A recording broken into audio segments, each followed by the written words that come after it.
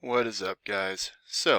Um, you all have a copy of the book, but just in case you don't have it with you for some reason and you need to get some reading done, excuse me, I'm going to go ahead and start the video from here. So we come to classwork. If we come down to day 16, we can find the PDF of our book. Okay? So remember, our assignment for this weekend is chapter 8 and 9. If you're using the book, the chapter 8 starts on page 67.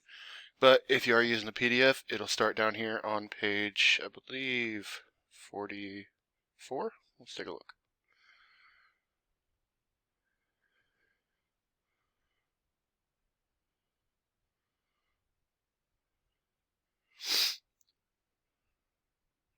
Alright, so we got chapters 8 and 9. So, look here, chapter 8. The sky grayed among the stars, and the pale, late quarter moon was insubstantial and thin. Tom Joad and the preacher walked quickly along a road that was only wheel tracks and beaten caterpillar tracks through a cotton field. Only the unbalanced skies showed the approach of dawn, no horizon to the west, and a line to the east. The two men walked in silence and smelled the dust their feet kicked into the air. "I hope you're dead sure of the way," Jim Casey said. "I'd hate to have the dawn come and us be way to hell and gone somewhere."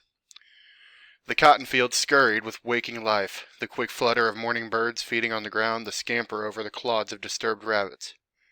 The quiet thudding of the men's feet in the dust, the squeak of crushed clods under their shoes, sounded against the secret noises of the dawn.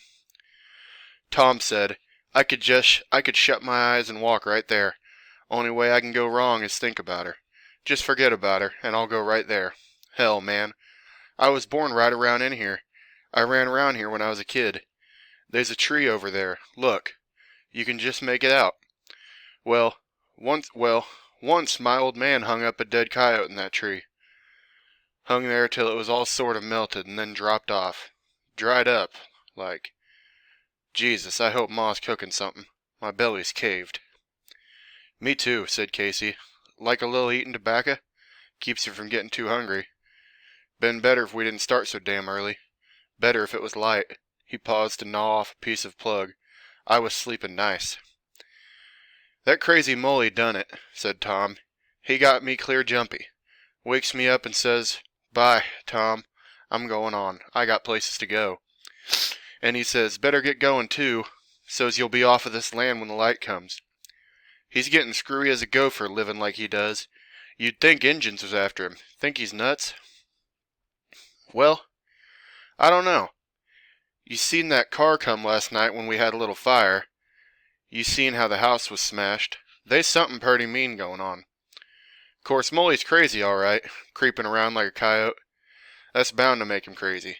He'll kill somebody pretty soon and they'll run him down with dogs. I can see it like a prophecy. He'll get worse and worse. Wouldn't come along with us, you say? No, said Joad. I think he's scared to see people now. Wonder he come up to us. We'll be at Uncle John's place by sunrise. They walked along in silence for a time, and the late owls flew over toward the barns, the hollow trees, the tank houses, where they hid from daylight. The eastern sky grew fairer, and it was possible to see the cotton plants in the graying earth. Damn if I known how they're all sleeping at Uncle John's. He only got one room and a cooking lean-to, and a little bit of a barn. Must be a mob there now. The preacher said, I don't recollect that John had a family. Just a lone man, ain't he? I don't recollect much about him. Lonest goddamn man in the world, said Joad. Crazy kind of son of a bitch, too. Something like Mully, only worse in some ways. Might see him anywheres, at Shawnee, drunk, or visiting a widow 20 miles away, or working his place with a lantern. Crazy. Everybody thought he wouldn't live long. A lone man like that don't live long. But Uncle John's older'n Pa, just gets stringier and meaner every year. Meaner'n Grandpa. Look at the light comin', said the preacher. Silvery like. Didn't John never have no family? Yes, he did. And that'll show you the kind of fella he is, set in his ways. Pa tells about it. Uncle John, he had a young wife, married 4 months. She was in a family way, too, and one night she gets a pain in her stomach and she says, You better go for a doctor. Well, John, he's setting there, and he says, you just got stomach ache. You ate too much. Take a dose of painkiller. You crowd up your stomach, and you get a stomach ache, he says. Next boon she's out of her head, and she dies at about 4 in the afternoon. What was it? Casey asked. Poison from something she ate? No, something just bust in her. Appendix or something. Well, Uncle John, he's always been a easy-going fella, and he takes it hard. Takes it for a sin. For a long time he won't have nothing to say to nobody. Just walks around like he don't see nothing, and he prays some. Took him 2 years to come out of it, and then he ain't the same. Sort of wild. Made a damn nuisance of himself. Every time one of us kids got worms or a gut ache, Uncle John brings the doctor out. Pa finally told him he got to stop. Kids all the time getting a gut ache. He figures it's his fault his woman died. Funny fella. He's all the time making it up to somebody, giving kids stuff, dropping a sack of meal on somebody's porch. Give away about everything he got, and still he ain't very happy.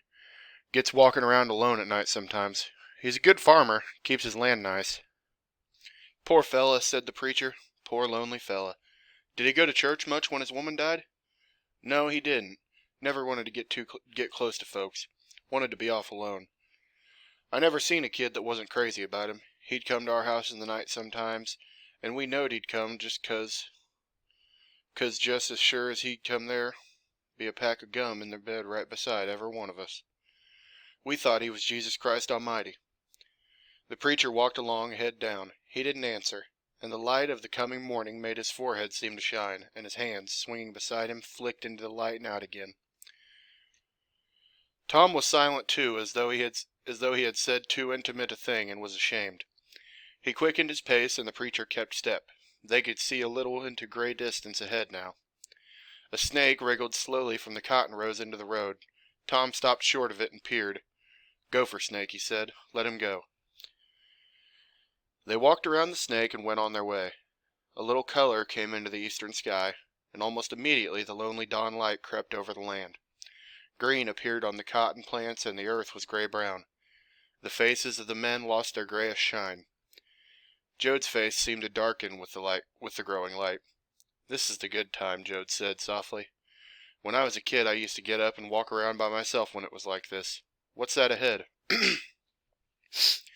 A committee of dogs had met in the road in honor of a bitch. 5 males, shepherd mongrels, collie mongrels, dogs whose breeds had been blurred by a freedom of social life, were engaged in complimenting the bitch.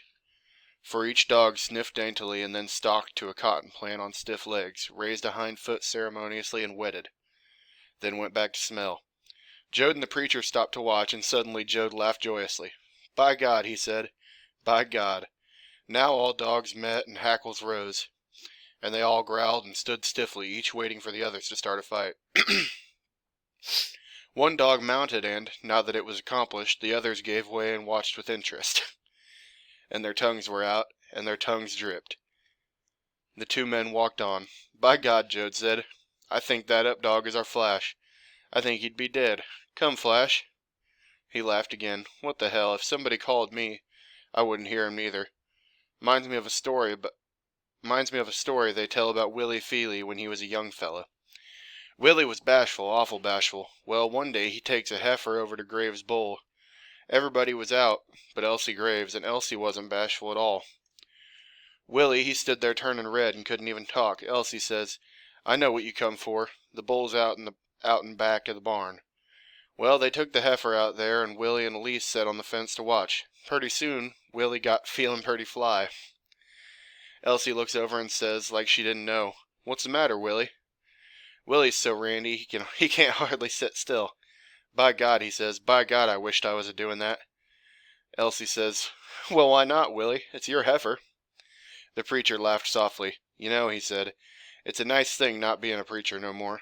Nobody used to tell me stories when I was there, or if they did I couldn't laugh, and I couldn't cuss. Now I cuss all I want any time I want, and it does a fella good to cuss when he wants to. A redness grew up out of the eastern horizon, and on the ground birds began to chirp sharply. Look, said Jode, right ahead, that's Uncle John's tank. Can't see the windmill, but there's his tank. See it against the sky? He speeded his walk. I wonder if all the folks are there. The hulk of the tank stood above a rise. Jode, hurrying, raised a cloud of dust about his knees. I wonder if Ma... They saw the tank legs now, and the house, a square little box, unpainted and bare, and the barn, low-roofed and huddled. Smoke was rising from the tin chimney of the house. In the yard was a litter, piled furniture, the blades and motor of the windmill, bedsteads, chairs, tables. Holy Christ, they're fixing to go, Jode said. A truck stood in the yard, a truck with high sides, but a strange truck, for while the front of it was a sedan, the top had been cut off in the middle and the truck bed fitted on. And as they drew near, the men could hear pounding from the yard. And as the rim of the blinding sun came up over the horizon, it fell on the truck. And they saw a man and the flash of his hammer as it rose and fell. And the sun flashed on the windows of the house. The weathered boards were bright. 2 red chickens on the ground flamed with reflected light. "Don't yell," said Tom. "Let's creep up on 'em like." And he walked so fast that the dust rose high as his waist. And then he came to the edge of the cotton field. Now they were in the yard proper, earth beaten hard, shining hard, and a few dusty crawling weeds on the ground. And Jode slowed as though he feared to go on. The preacher, watching him, slowed to match his step.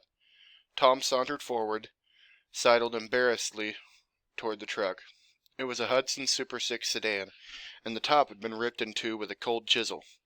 Old Tom Jode stood in the truck bed, and he was nailing on the top nails of the truck sides. His grizzled, bearded face was low over his work, and a bunch of 6-penny nails stuck out of his mouth. He set a nail, and his hammer thundered it in. From the house came the clash of a lid on the stove and the wail of a child. Jode sidled up to the truck bed and leaned against it, and his father looked at him and did not see him. His father set another nail and drove it in. A flock of pigeons started from the deck of the tank house and flew around and settled again and strutted to the edge to look over. White pigeons and blue pigeons and grays with iridescent wings. Jode hooked his fingers over the lowest bar of the truck side. He looked up at the aging, graying man on the truck. He wet his thick lips with his tongue, and he said softly, "Pa." "What do you want?" Old Tom mumbled around his mouth full of nails. He wore a black, dirty slouch hat and a blue work shirt over what was a buttonless vest. His jeans were held up by a wide harness leather belt with a big square brass buckle, leather and metal polished from years of wearing, and his shoes were cracked and the soles swollen and boat-shaped from years of sun and wet and dust. The sleeves of his shirt were tied on his forearms, held down by the bulging, powerful muscles. Stomach and hips were lean, and legs short, heavy, and strong. His face, squared by a bristling pepper and salt beard, was all drawn down to the forceful chin, a chin thrust out and built out by the stubble beard which was not so great on the chin, and gave weight and force to its thrust. Over old Tom's unwhiskered cheekbones the skin was as brown as meerschaum, and wrinkled in rays around his eye corners from squinting. His eyes were brown, black coffee brown, and he thrust his head forward when he looked at a thing, for his bright dark eyes were failing. His lips, from which the big nails protruded, were thin and red. He held his hammer suspended in the air, about to drive a set nail, and he looked over the truck side at Tom, looked resentful at being interrupted, and then his chin drove forward and his eyes looked at Tom's face, and then gradually his brain became aware of what he saw. The hammer dropped slowly to his side, and with his left hand he took the nails from his mouth, and he said wonderingly, as though he told himself the fact, "It's Tommy." And then, still informing himself, "It's Tommy come home." His mouth opened again, and a look of fear came into his eyes. "Tommy," he said softly, "you ain't busted out. You ain't got to hide?" He listened tensely. "Nah," said Tom, "I'm paroled. I'm free. I got my papers." He gripped the lower bars of the truck side and looked up. Old Tom laid his hammer gently on the floor and put his nails in his pocket. He swung his leg over the side and dropped lithely to the ground, but once beside his son he seemed embarrassed and strange. "Tommy," he said, "we are going to California, but we was going to write you a letter and tell you." And he said incredulously, "But you're back. You can go with us. You can go." The lid of a coffee pot slammed in the house. Old Tom looked over his shoulder. "Let's surprise him," he said, and his eyes shone with excitement. "Your ma got a bad feeling she ain't never going to see you no more. She got that quiet look like when somebody died. Almost she don't want to go to California, fear she'll never see you no more." A stove lid clashed in the house again. "See what your ma says." Or let's surprise him, old Tom repeated. Let's go in like